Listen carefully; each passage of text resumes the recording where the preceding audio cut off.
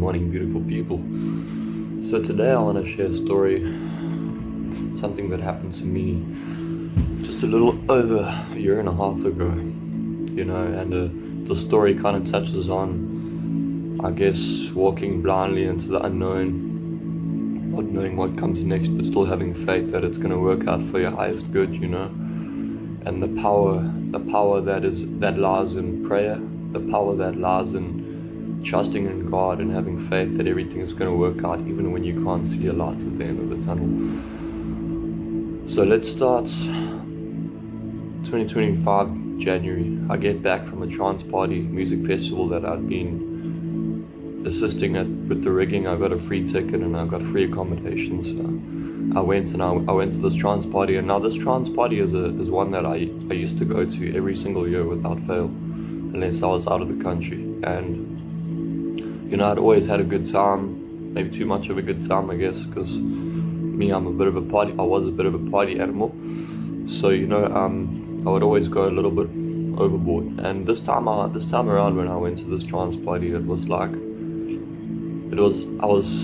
had gone through such spiritual development in a sense, the months leading up to this trance party, that, I don't know, I've always been a pretty well put together person, I guess. When I go to trance parties, I just lose my shit, man. I just overdo it to the point of staying up for like 2-3 days, or 2 days, maybe not 3 days. But the point is, I always overdid it with drugs, like MDMA, ecstasy, didn't really do cocaine, but mushrooms and stuff like that, drinking and weed and whatever.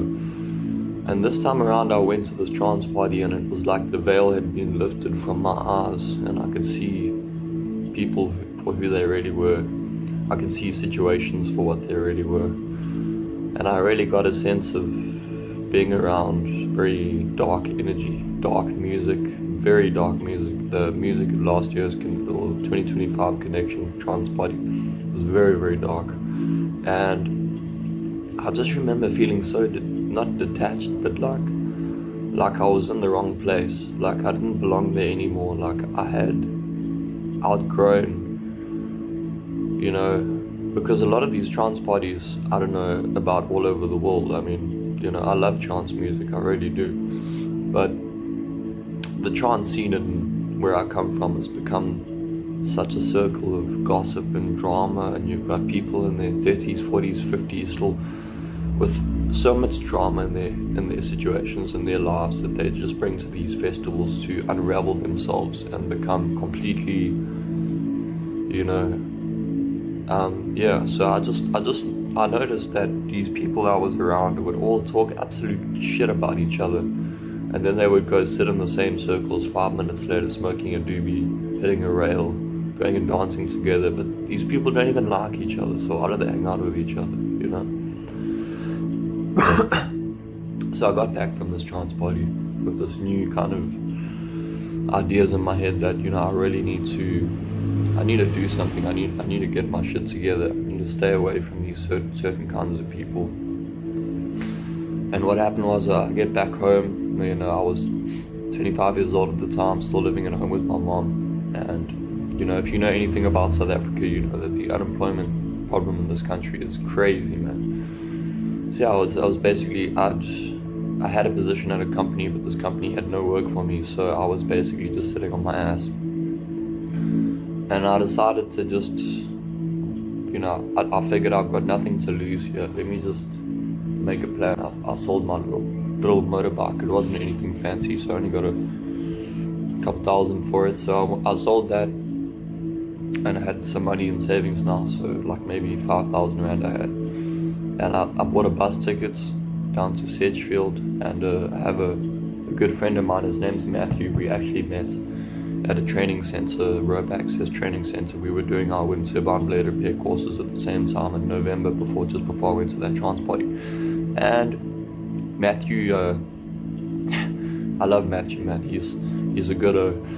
But at the time when he invited me to come stay with him in Sedgefield, I was under the impression that he had a place for me to stay, like a room for me or something. But basically what happened was, I get back home from this trance party, sell my bike, take my savings, book a bus ticket to Sedgefield. My intention was to get to Sedgefield. Now Sedgefield is surrounded by wind farms, so I figured I'd be able to find work pretty quickly. You know, on the wind farms as a wind turbine technician, blade repair technician, but that wasn't the case, man. Nothing went to plan, nothing went the way I thought it was going to go, but it all led me ultimately to where I need to be. So I get to Sedgefield, I hop off the bus with my 2 big bags, and now I'm like, you know, this is where it all begins, man. I can feel that sense of adventure in me.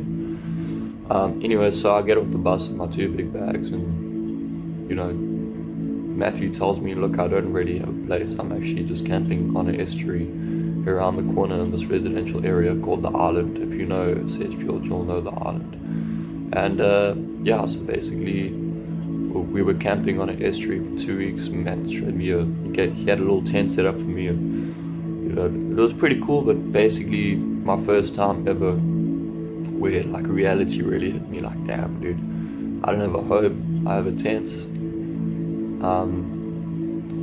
I don't have anyone around me. I don't know anyone in Sedgefield. I'm 20 hours away from home. I don't, you know, and I just kind of, I felt so lost, and I felt so like nothing is going my way. Nothing is going my way. But what I did is every day I used to get up and just pray. And I would walk to the town of Sedgefield, and I would go charge my phone at the shops and whatever, and I would just make calls all day, every day. I was consistently calling companies, trying to find work. And you know, I was still going to Bible meetings at this time with Matthew and some of the friends he had in Sedgefield. Lovely people.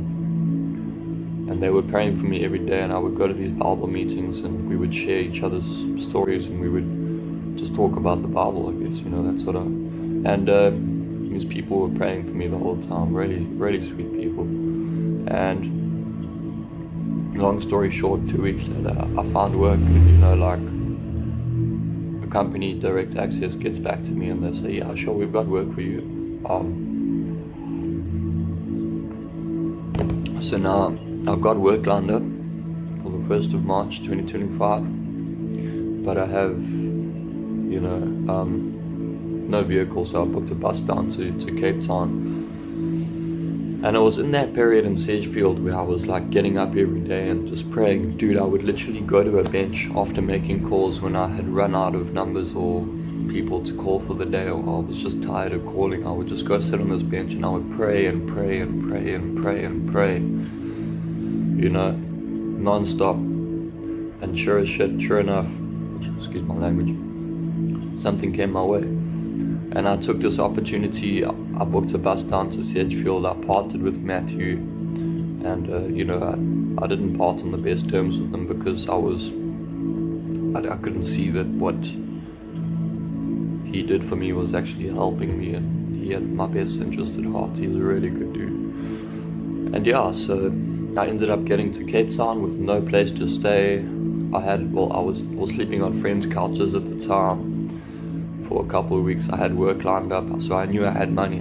I had work lined up, and I at least had money that was going to come in at some point. So if you know anything about Cape Town, you know that it's notoriously difficult to find housing, to find rentals, and anything that is in your budget, dude, it's almost impossible.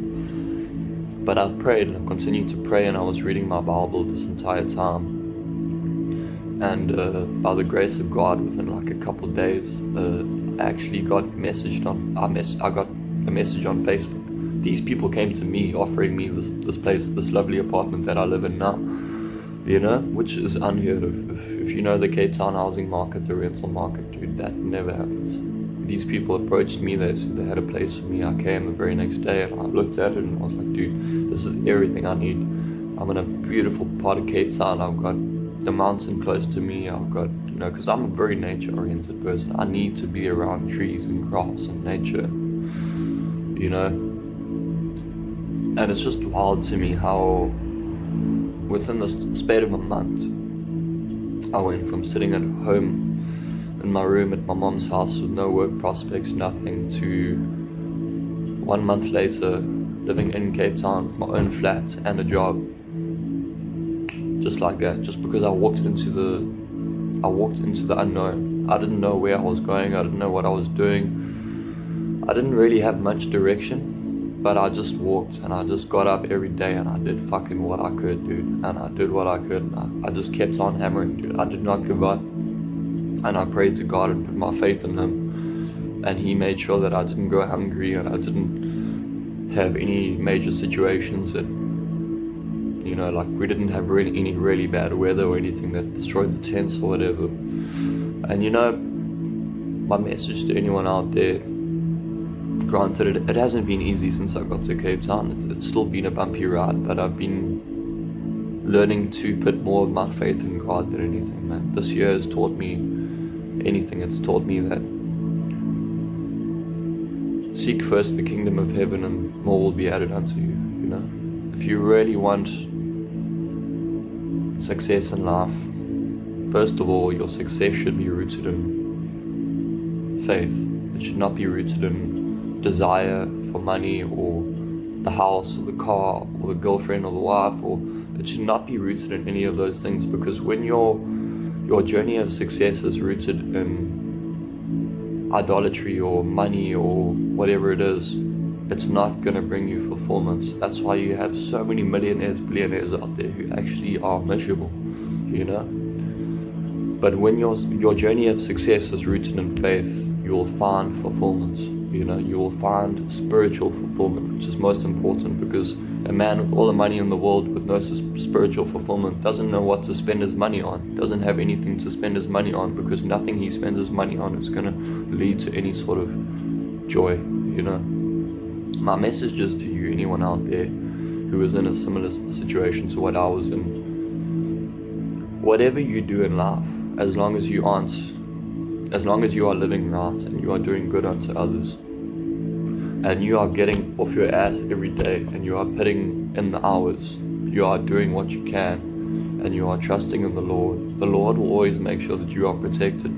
Granted, sometimes in life the Lord puts obstacles in our way that we have to overcome ourselves, and I have no control over what obstacles God wants to put in your path. But I can say one thing, that if you really, really want to change your life, I would urge you to start putting God first, start praying to Him, ask Him for guidance, and walk blindly into the unknown, whether that means booking a bus ticket and going to a town you don't know with people you don't know and just winging it. If that's what it takes, God is going to help you, my friend. God is going to be by your side the whole time, and you just never know what might come of it. Now, to summarize, I went from 25 years old, sleeping at home, no job, sleeping at his mom's house, to 1 month later, I went through a crazy wild journey in that 1 month. But 1 month later, in Cape Town, the city I've been wanting to move to for years, with an apartment and a job. You'd be absolutely amazed at what God can do in your life if you just give Him the chance. Thanks for watching, and God bless.